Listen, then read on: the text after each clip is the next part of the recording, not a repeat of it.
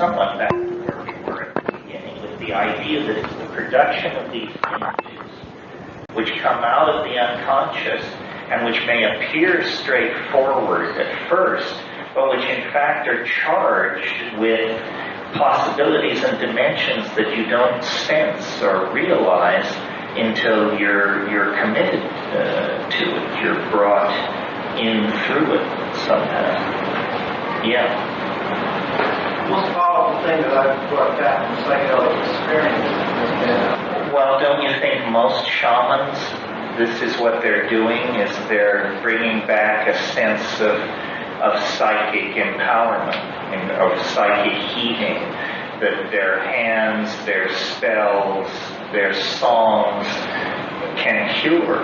And, you know, until you're truly ill in a world without real medicine, you don't realize what a power this is, even to just claim it. Even to just claim it. I mean, a doctor in a world without doctors is an almost unimaginable commodity, a living miracle worker. So, to separate the medical function, because it controls prolongation of life and health and all that, from the shamanic function, it just doesn't make any sense. I mean, life is health. In those archaic societies, and it is in our society too, but then it gets murky because of our funny ideas about what disease is and how you treat it. So, what is disease? Well, I don't know. I had some medical problems this spring, and one of my impulses when dealing with it was to go back through my life and say, what did you do that got you into this mess? Now, this is a theory of life as literature. In other words, it's the idea that, first of all, life makes sense. And so this question can be answered. And fairly intelligent people told me, don't do that. It's not a story. You know, it doesn't make sense in that way. I think disease is, and I don't want to be held to this entirely, but largely more linguistic than most people think. You know, it's the story you tell yourself about how you are in the world, and the way that doesn't quite parse with how you are in the world. And it's sort of like having a burnt rotor or something. It begins to clank and crank.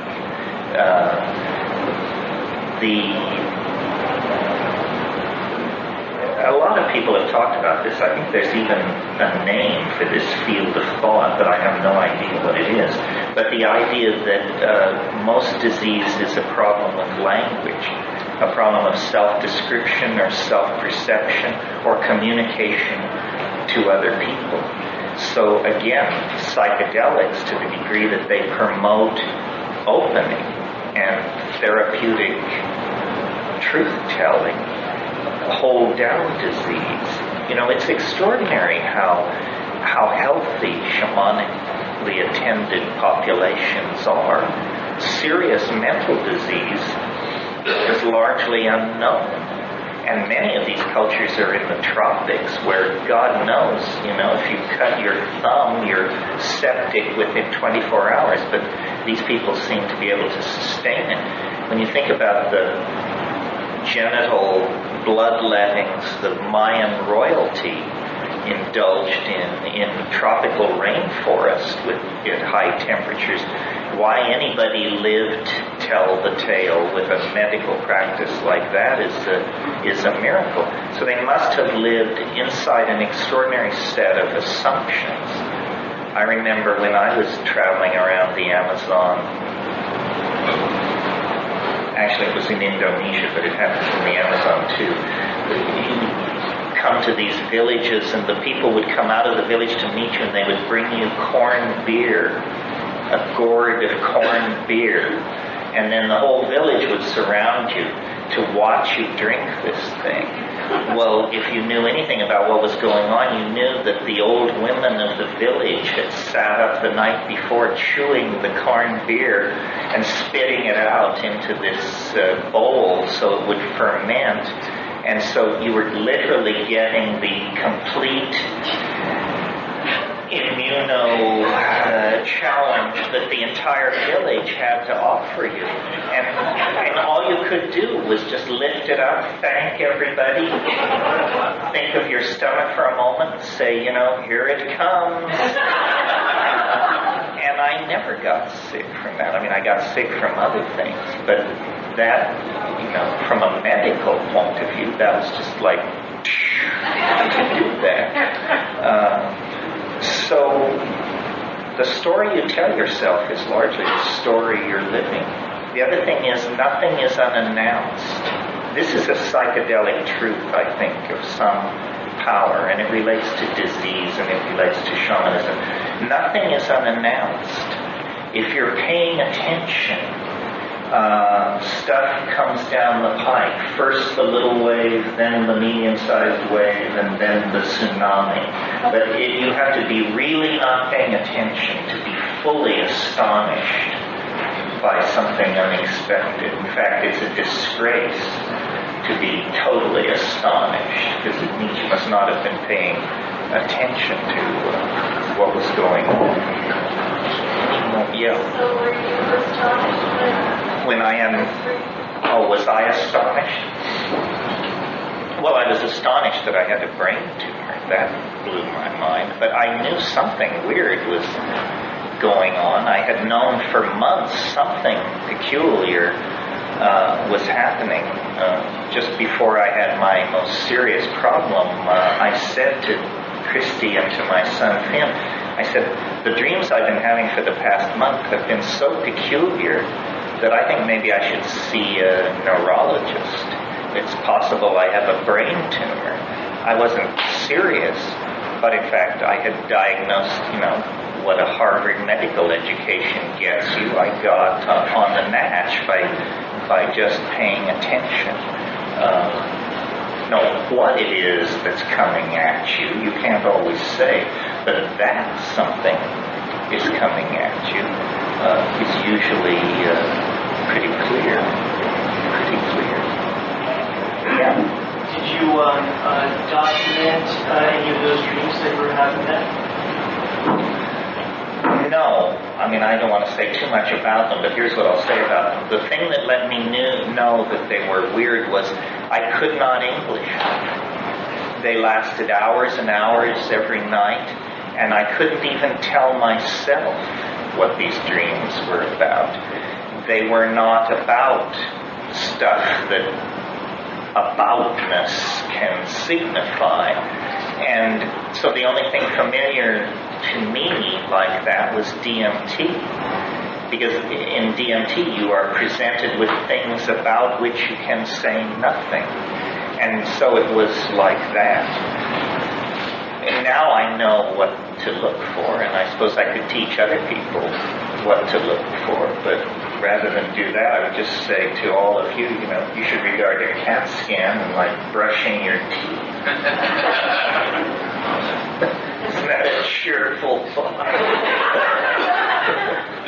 So did any of those dreams have a clear emotional component, or was that also kind of obtuse? No, they didn't have an emotional component. They were absolutely outside the realm of descriptive possibility. And not much of life is like that, because language obviously is evolved like a glove to fit the hand. So here suddenly is a situation where there's no fit, and it signifies something peculiar going on. That's what I mean when I say everything is trying to speak to you out of its place. And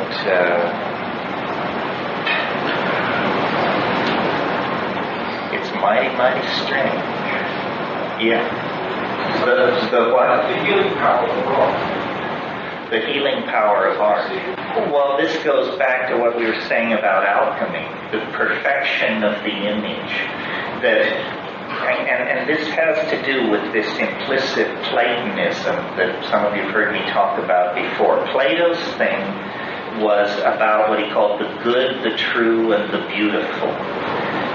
Three sides of one concept. If it was good, then it was true. If it was good and true, then it had to be beautiful.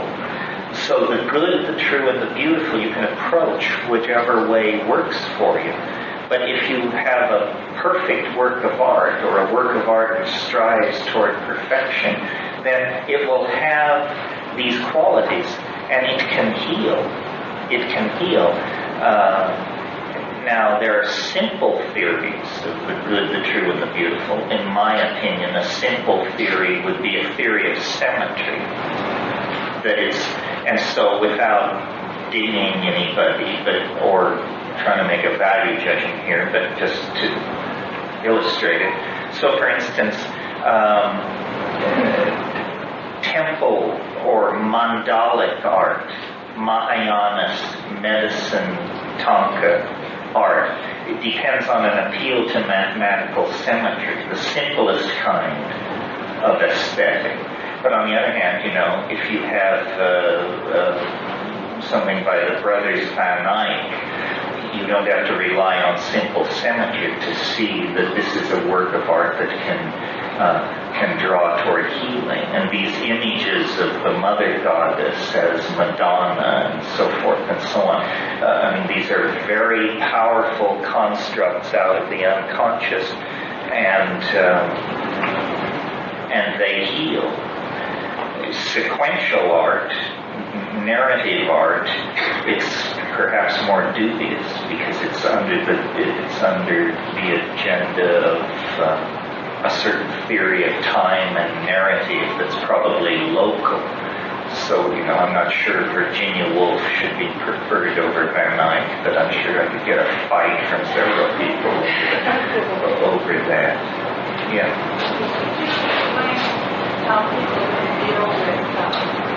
I'm not sure I understand the question. Compare the psychedelic letting go to the letting go on anesthesia? No, well, unfortunately, most anesthesias aren't chosen for their psychedelic effects. Some are psychedelic, but most are difficult to hang on to and dreamlike, more like dreams than psychedelics. Yeah, something like ketamine in anesthetic sense is administered in much higher doses. But in surgery, ketamine is administered in massive amounts. For pediatric surgery, it's like 500 milliliters IV push or something like that. Well, a recreational dose is 100 milliliters IM. IV push is just like having a safe dropped on you from 30 stories. For most people, there are heroic exceptions. What stuff? You're crossing some kind of boundary when you're administered that real high dose that you come through a psychedelic, kind of on the way down. Oh, you mean coming out? Yeah, one of the reasons they pulled ketamine from general surgery was because adults complained of what they called emergent phenomena, meaning coming out of surgery, people were fighting and confused. Children seem to have no problem with it. But ketamine as a general anesthetic is probably not to be preferred. It's used on battlefields because in a little briefcase you can put enough ketamine to do 400 or 500 serious surgical procedures. If you were trying to cart around pressurized gas and you were hit by a shell or something like that, this would be very bad. So it's a matter of practicality.